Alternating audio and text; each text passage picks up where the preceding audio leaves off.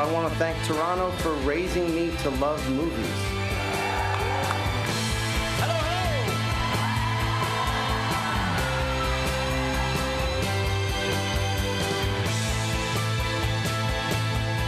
Everyone has a big imagination.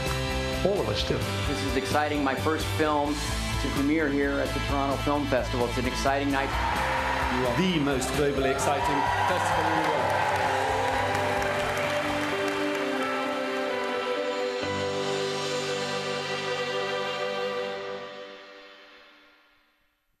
I had a friend in Sweden who actually ran a group for women with chronic pain, and he would tell me these incredible stories about how brave and supportive these women were.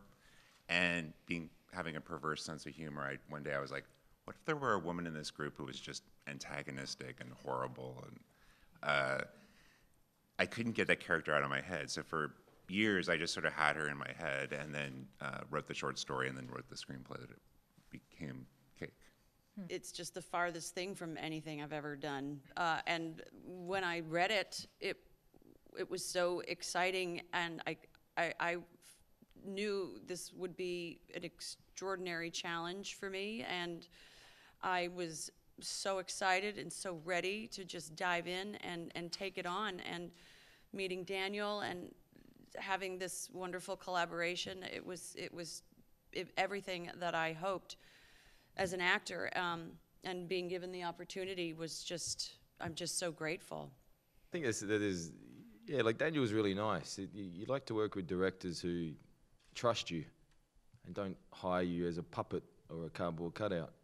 I've worked with some of them, and it's kind of breaks your heart a bit because you've got something to give. So, you know, Daniel, as he said, he's very open, and the other actors, I'm sure, would agree with me. You come armed up, and being a gun for hire on a movie like this, where you've only got several days to come in and support someone, you've got to come in prepared. And you know, I really like that. I really like a director that trusts the direction you want to take the character. And I really like the fact that you come in, and if you're not ready, then you're not supporting and you're not doing your job. Well, I think, yes. I made here in the United States a lot of movies with a lot of kind of characters. And I think, yes, the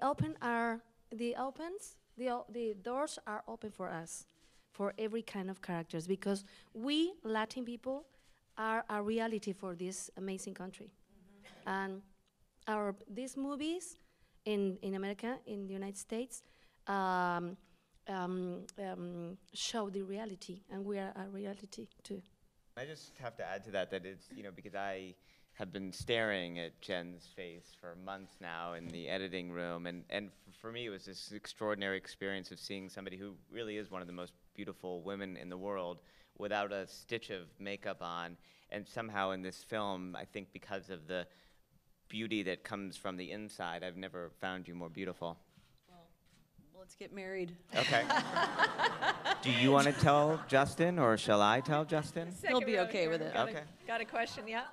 I'm married too. It's all right. When Daniel and I were first talking about Nina, we talked, there was always a sort of question of how much it was going to be an actual supernatural occurrence, and how much of it was just, or maybe she's just in Claire's mind, or is there some fun in playing between those two worlds.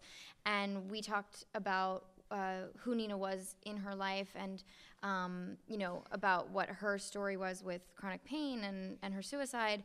But then, you know, Claire didn't really know her that well. So there would be times when I think we found on set that it was actually much more interesting to not play who she was in her life, and just to play Claire's vision of her, and to be the person that Claire almost feared that she was, which is someone who would really judge her. And that's why she manifests as the person, as the part of Claire's brain, rather, that comes back and says, you know, says all the things that that are sort of lurking in her subconscious, of, you know, the things that she hates about herself, and the things that she's thinking about, and says to her, you know, this now is the time to think about all that darkness, and I'm going to come back and remind you of all that darkness.